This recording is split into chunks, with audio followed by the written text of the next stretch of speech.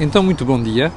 O meu nome é Camilo Lourenço e esta é a Cor do Dinheiro do dia 11, perdão, dia 10 de setembro do ano da graça de 2019. Já lá estava eu a querer correr com o dia 11, para já ainda vamos a 10. Agenda para hoje, uma agenda extensa, como é normal, não é surpresa nenhuma, e uma agenda que começa naturalmente com o período antes da ordem do dia. E eu gostava de começar este período antes da ordem do dia com a campanha eleitoral. Como já percebeu, a campanha oficialmente não está aberta, mas nós estamos todos em campanha eleitoral. Quer dizer, estão os partidos. E nós vamos tendo todos os dias, desculpe, estava aqui a acertar a câmara, vamos tendo todos os dias novidades, algumas delas muito pouco agradáveis, mas que ainda bem que vão acontecendo, porque mostram o nível do debate em Portugal. E, sobretudo, a falta de preparação com que os partidos às vezes se lançam a estas coisas. Recorda-se que eu ontem tinha falado aqui do facto de António Costa acusar Rui Rio e Rui Rio acusar António Costa. Bom, uma dessas acusações tinha a ver com a história do Erasmus. António Costa fez no fim de semana uma proposta para promover Erasmus, o programa Erasmus, como sabe, circulação de alunos, neste caso concreto era dentro do país e não de Portugal para o exterior e do exterior para Portugal, o Erasmus pelo interior. Bom, veio logo o PSD reclamar que aquilo não era uma proposta original do Partido Socialista. Bom, e parece que tem razão, porque o PSD tinha proposto isto em outubro. Aliás, foi o Rui Rio que propôs isto. O que é curioso, primeiro repare, o Erasmus de António Costa, que não é de António Costa. E depois, o Erasmus de Rui Rio, que o próprio PS tinha chumbado em outubro. Já viu bem a dimensão do nonsense disto? Repare, é de António Costa? Não é, é de Rui Rio. Rui Rio propôs em outubro, mas o próprio PS chumbou aquilo em outubro. Bom, Rui Rio, que anda para aí em dificuldades em campanha, só podia agradecer uma coisa destas. Mas repare, isto dá a ideia, não é só da demagogia, é da falta de preparação. Então ninguém avisou António Costa que aquela medida já tinha sido proposta.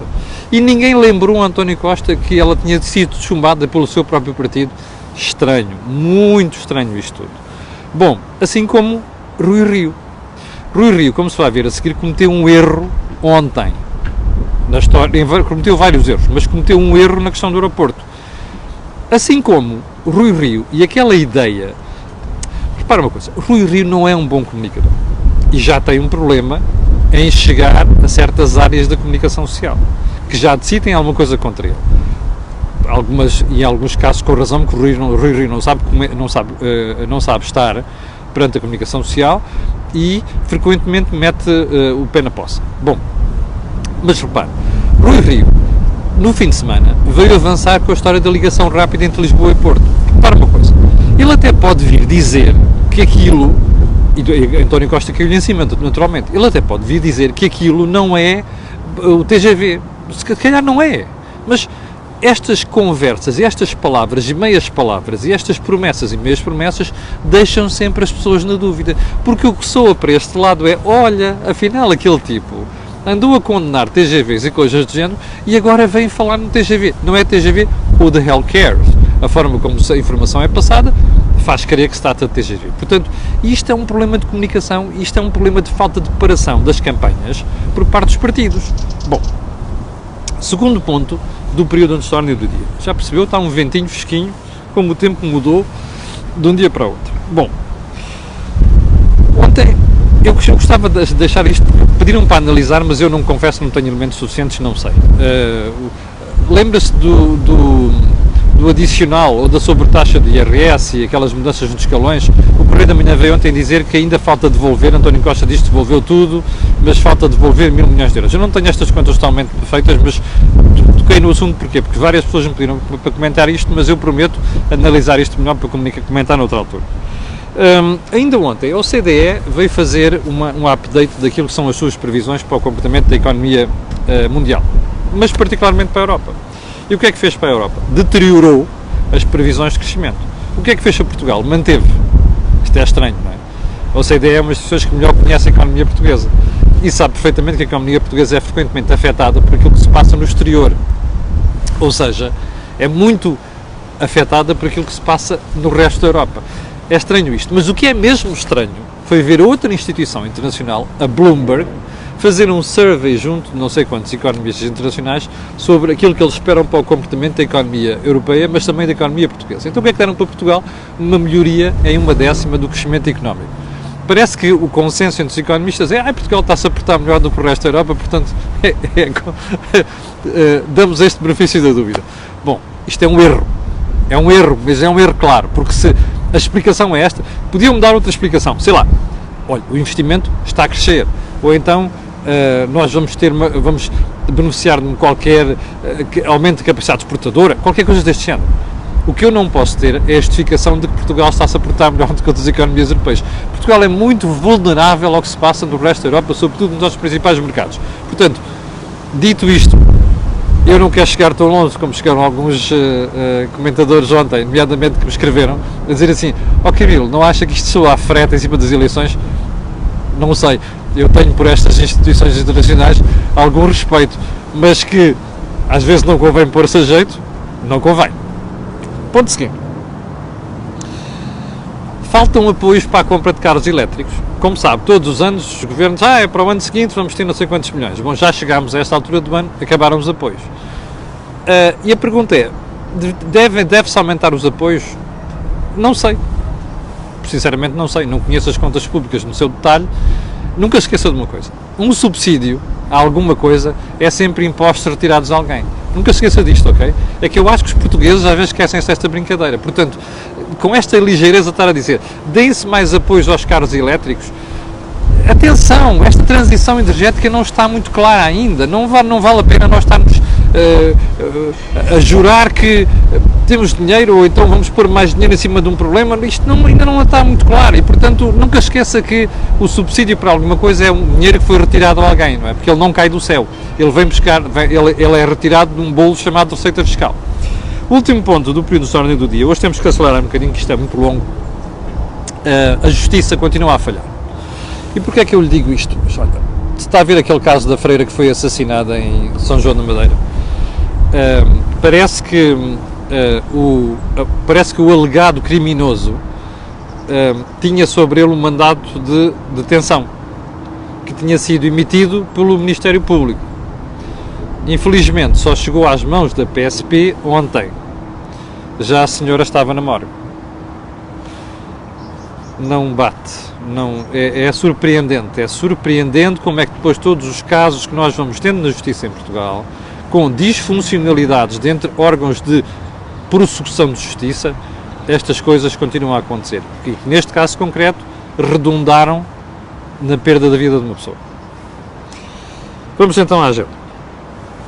Banca portuguesa em destaque hoje. E vou-lhe dizer já qual é. Primeiro, banca em geral. Depois, o Montepio. No Montepio eu vou engolir algumas coisas que disse. Eu não tenho problema. Quando eu perco a razão em alguma coisa, não tenho problema em engolir aquilo que digo. Bom, vamos primeiro à banca portuguesa. Ontem, a ADC, a Autoridade da Concorrência, colocou cá fora a informação de que vai multar um conjunto de bancos portugueses num montante de 225 milhões de euros. Ouviu bem? 225 milhões de euros. Não são 2,5 milhões de euros, não são 25 milhões de euros, são 225 milhões de euros. Isto é uma multa inédita em Portugal e provavelmente das mais elevadas que já se aplicaram na Europa até hoje. A acusação da ADC baseia-se numa cartelização entre os bancos, ou seja, os bancos trocarem informações entre si, nomeadamente sobre crédito, e porem-se de acordo em relação, nomeadamente, a pressários. Isto viola as regras da concorrência. Primeira pergunta. Porquê uma dimensão tão grande na multa?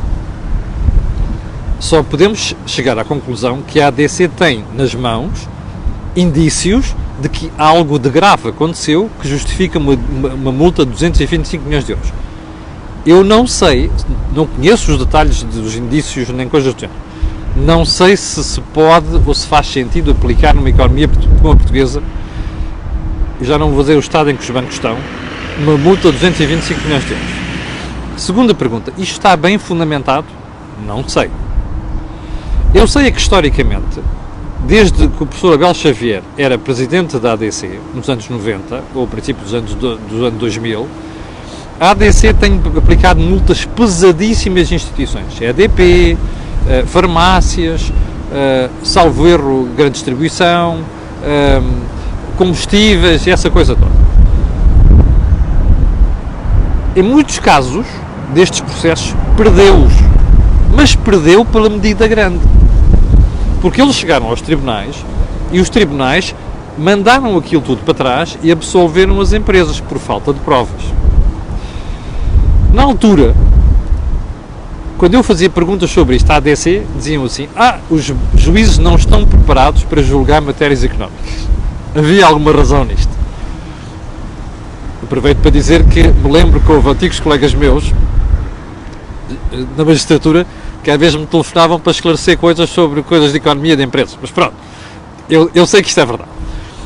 Mas eu acho que não era só. Eu acho que a ADC não preparava bem aqueles processos. Já passaram 20 anos. Eu espero que a ADC tenha preparado bem este processo. Porque, como você viu ontem, os bancos já vieram dizer que vão recorrer daquilo. E os bancos, como sabe, costumam ter a artilharia pesada, nomeadamente contratar bons escritórios de advogados. Vamos aguardar para ver no que é que isto vai dar. Sendo certo que, se confirmar isto tudo, os tribunais confirmarem, os bancos vão aprender uma lição grande. Se não confirmar, a ADC vai perder credibilidade. Porque é mais uma acha na fogueira de vocês correm a aplicar processos bilionários e depois nada disto se confirma.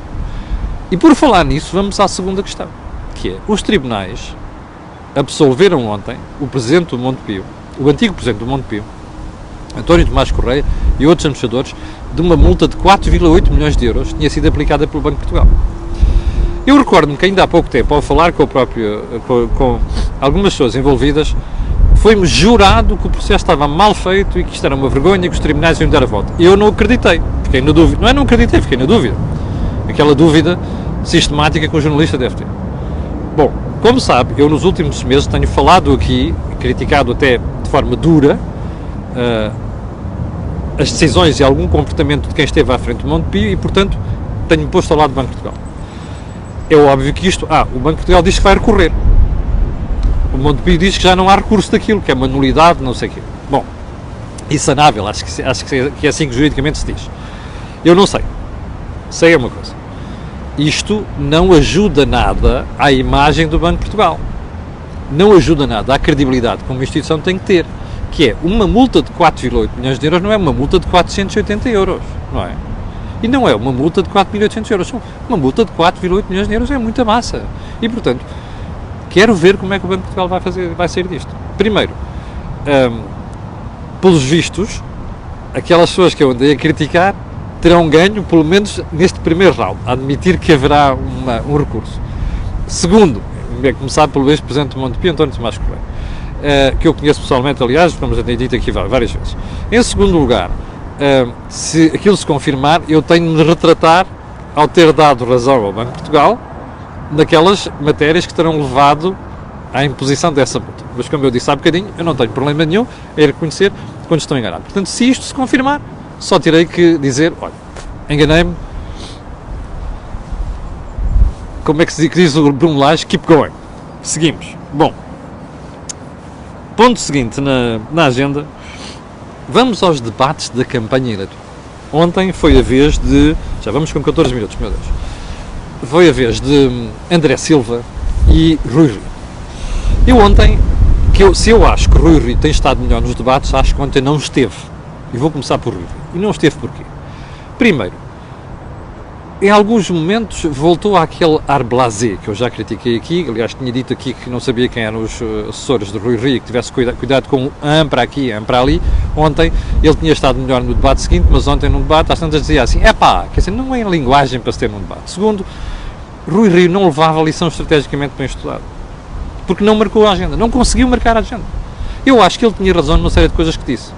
E aliás, eu já as vou dizer também. Porque é aquilo que eu penso há muito tempo. Mas não levava a lição bem estudada. E portanto conseguiu que André Silva, que até agora era um bichinho que não se quer mexer uma palha, conseguisse encurralá-lo e a dizer, pá, vocês são o passado e não sei o quê, e mesmo quando o Rui Rio dizia assim, vocês ainda não eram nascidos quando o PSD já andava nestas coisas do ambiente, através do Engenheiro Carlos Pimenta, não foi da primeira pessoa no governo com funções no ambiente e além de mais tomou decisões difíceis. É verdade que Carlos Pimenta tomou decisões muito difíceis. Eu só o conhecia há um ano passado, não o conhecia pessoalmente, e tive a oportunidade de dizer isso. Carlos Pimenta teve uma coragem desgraçada para quem estava nos anos 90 a tomar decisões difíceis, como a história das barracas e das casas construídas em zonas de praia que não deviam ser e diabo quatro. Coisas muito difíceis. Portanto, o PSD tem tradições aqui, o problema é que o PSD esqueceu-se disso e perdeu esse património dos últimos 20 anos. Ora, André Silva utilizou isto muito bem para encurralar Rui Rio. Bom, mais, Rui Rio era escusado quando o entrevistador faz aquela pergunta, o que é que tem feito para contribuir para melhorar o ambiente? Rui Rio saca da carteira e pega num papelinho a dizer que fez uma transferência bancária para pagar uma nova caldeira. Isto há maneiras de dizer isto, não é preciso chegar a isto. Assim como, agora vamos a André Silva. André Silva é um demagogo do pior que há. Aquela última tirada, não como coisas de produtos animais e derivados, não sei o que, portanto, melhores poluidores, isto é uma estupidez. Quer dizer, há uns que são poluidores, há outros que não são poluidores, não vale a pena estarmos aqui a exagerar. Bom, mas André Silva é um demagogo porque não faz contas. E aqui é que Rui Rio perdeu uma oportunidade histórica. Podia ter tirado contra a parede com violência, entre aspas, ok, a dizer assim, você é doido. Não desta maneira, obviamente. Então você quer estourar dinheiro do contribuinte na criação de um SNS para animais, quando o SNS está pelas ruas da amargura? Rui Rio disse isto, não soube dizer isto, não soube encurralá-lo. Não é? E repare porquê? O que é que o André Silva, o candidato a deputado André Silva diz? Isto é possível ter as duas coisas. Isto não vai ter um custo muito grande. Como? Criar um SNS, desculpe. Não há 10 milhões de euros para melhorar hospitais e serviços nacional de saúde e contratar pessoas. E há de haver 10 milhões, até mais, que é o que custaria um serviço nacional de saúde para animais. Isto não relembra a ninguém. Portanto, este tipo é um demagogo do pior. Percebe? É um teórico, não percebe nada de economia, não percebe nada de empresas. Aliás, percebeu-se isso ontem quando ele dizia assim, o que houve? Se houver empresas prevaricadoras têm que fechar. Espera aí, empresas prevaricadoras sempre houve. E sempre as haverá. Tem que haver. Temos é que ter no sítio, nós, as entidades reguladoras, para quando eles se portam mal, penalizá-los seriamente, não é fechar empresas. O André Silva não tem a noção nenhuma do que é se uma empresa no interior de dimensão fechar, que emprega centenas ou milhares de pessoas. Não tem noção nenhuma do qual é o impacto no emprego. Assim como é um indivíduo, eu digo que é um indivíduo demagogo e não faz contas, porque ontem virava sobre aquela história do aeroporto, sobre o interior. 1.700 pessoas na internet, muito obrigado pelo seu apoio ao canal. Bom, não sei quantos defendem o aeroporto de Beja. Pois eu, na teoria, defendo tudo e mais alguma coisa. Na prática, o André Silva não é capaz de me explicar porque é que se tornaram 30 milhões de euros no aeroporto de Beja há mais de 10 anos e ele continua às moscas. Aliás, era bom que ele ouvisse a entrevista do Pedro Nuno Santos ontem à RTP3 ao meu colega Rui Alves Veloso, onde Pedro Nuno Santos foi muito claro ontem, foi uma excelente entrevista. Aliás, vou aproveitar para comentar a entrevista de Pedro Nuno Santos amanhã, que não temos tempo hoje, mas Pedro Nuno Santos tem uma excelente entrevista. Filhinhos, eu estou a não ajudar, desculpe, não ajudar nada, estou a dar os parabéns ao governante, está a ver? Olha para isto, batam palmas, filhinhos, vá lá. Bem, mas recomendava eu, André Silva devia ouvir o que é que diz Pedro Nuno Santos sobre o aeroporto de Beja. Aquilo é uma estupidez. Portanto, este indivíduo é um demagogo, não faz contas, não percebe nada de economia real e chega ali e faz as afirmações mais estúpidas que há sobre o comportamento da economia. Bom, como dizia um amigo meu, e nós votamos neles. Bem, sigamos para bingo, já vamos quase com 19 minutos. Bem, o PSD anda a cometer erros. Ontem o Rui Rio voltou a cometer esse erro. Já expliquei porquê. Bom, porquê? O PSD não tem uma posição clara sobre certas matérias. Não tem sobre o TGV, que eu já comentei no período da Jornada do Dia. Mas também não tem sobre o aeroporto. Ontem António Costa, para fugir daquele disparate, que foi a história do Erasmus, não é? Que não é dele, nem outro pai, mas depois ele chumbou, ou o partido dele chumbou Tirou-se ao PST com outra história. O PST agora parece estar com dúvidas sobre o aeroporto de Montijo. A malta do PST, ponho uma coisa na cabeça. Montijo é inevitável. António Costa tem toda a razão. Fofinhos! Segundo apoio ao governo hoje, parte da cor do dinheiro. Partam palmas, vá! Quidinho, faites la liaison. Bem, António Costa tem toda a razão no Montijo. Não há alternativa neste momento. Nós andámos a empurrar o aeroporto durante mais de 20 anos, uma estupidez. Não preparámos Alcochete a tempo. Não há solução. Vai haver problemas ambientais? Vai, só podemos fazer uma coisa, minorá-los. Não se pode prejudicar o resto da economia por causa do Montijo. Ora bem, ontem no debate, o entrevistador, muito bem, pergunta a Rui Rio, então, mas espera aí, então qual é a sua posição sobre o aeroporto de Lisboa, de Montijo? E Rui Rio começa assim, não, nós não dissemos que não, mas se houver problemas ambientais vale a pena reapreciar tudo. Reapreciar o quê, doutor Rui Rio? Não há tempo para reapreciar nada. Lisboa precisa do segundo aeroporto e vai precisar de fazer o Alcochete mais tarde. Ponto final. Se o PST se quer diferenciar do PS, não é nisto. E depois começa-se a fazer perguntas e percebe-se que ele não está à vontade na matéria. Rui Rio não estava à vontade na história da ligação rápida Lisboa-Porto, comboio. E não estava à vontade na questão do aeroporto. E isto passa para o eleitor. Fica a ideia daquele tipo não sabe o que quer e fica outra ideia ainda pior, que ele não tem preparação, não preparou aquilo para chegar àquele debate e dizer o que devia ter dito. Bom, isto é uma estupidez. Portanto, se alguém do PST está a ouvir, que corrija estas coisas. Porque como eleitor, eu olho para aquilo e digo assim, este tipo está inseguro, ou então está só a tentar fazer uma figura que é para se diferenciar dos outros. Isto não passa junto ao eleitorado. Bom, o último ponto desta conversa, que já vai com 22 minutos, é Rui Rio disse numa entrevista no fim de semana que não tinha interesse ou entusiasmo particular em ser deputado. Deixa-me ver se ouvi bem. A sério. Então um indivíduo que é líder de um partido, que está a combater o líder de outro partido que ganhará em eleições, qual é o lugar certo para fazer isto? É fora do Parlamento. Depois diz, sim, não tenho muita vontade, mas acabei por assumir aquilo, não sei se quer até ao fim e tal. Olha, o doutor Rui Rio, olhe para o seu eleitorado e diga assim, você acha que alguém confia em si quando você diz uma coisa destas? Isto é uma estupidez. Olha, Abel Chaves, obrigado por ter dito são 1.800 pessoas em direto. Obrigado pelo vosso apoio. Isto é uma estupidez. O Rui Rio assume que quer ser líder e vai combater António Costa no Parlamento e vai estar ali e ponto final, ou então não diz nada. Agora dizer, não tenho particular entusiasmo de ser deputado, vai estar blasé desligado das coisas, é de quem não é líder. E depois o PST ainda fica chocado com a diferença percentual de votos em relação ao PS, ou intenções de voto. É nisto que isto dá. Disparates a fazer campanha. E com esta história termina a conversa de hoje. Quero agradecer às 1.800 pessoas que estiveram em direto e o seu apoio ao canal. Quero também dizer que amanhã às 8 da manhã estarei aqui para comentar as notícias de política e economia. E para o final fica o pedido sempre, colocar um gosto e fazer partilha nas redes sociais, porque aquilo que houve aqui não houve em mais sítio nenhum. Obrigado, com licença, e até amanhã.